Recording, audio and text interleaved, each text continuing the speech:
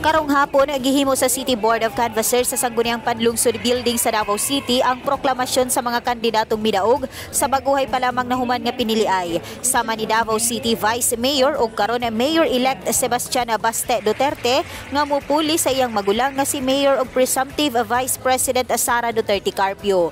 Nare-elect gihapon pagka-kongresista sa unang distrito si Congressman Paulo Duterte, 2nd District Congressman-elect Vincent Garcia ug 3rd District Representative Isidro Ungab.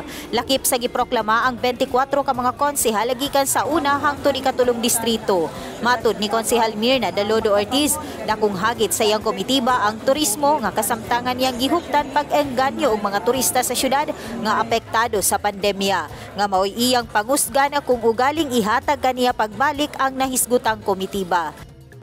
First of all, first and foremost, akong ipaabot ang kinasingkasing na pagpasalamat sa tanang mga katawhan sa Distrito Tres nga may suporta ug nihatag gayud kanako sa ilahan dakong pagsalig. So sila ang hinungdan na nakabalik ko diri sa hawanan sa konseho. So after this COVID pandemic, paningkamutan namo kay magtrabaho kami sa council as one. So we are a collegial body. So ang paningkamutan na ang atong syudad sa Davao makabangon gayon sa epekto sa atong COVID pandemic, especially in my committee as a chairperson of the Committee on Tourism. Ang last termer gikonsiderang veteran ang konsehal sa syudad nga si Pilar Braga, himuon niyang prioridad pagpahingpit og State College sa syudad nga gisalig kaniya ni Mayor Duterte Carpio.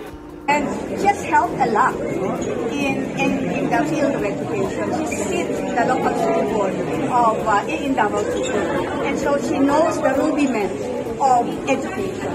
Well, of course, education and communication. I mean, she will fit in any position that she'll put her heart. So I'd like to focus on this before the next term, the next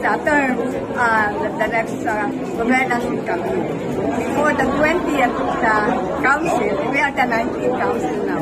So before the 20th council, I hope to be able to put in place and settle the City College of Davao. Kasagarang midaog nga mga politiko sa syudad, mga incumbent ug anak sa mga last termino nga konsehal sa syudad. Noreen Michelle Igonia, Newsline Philippines, stay safe.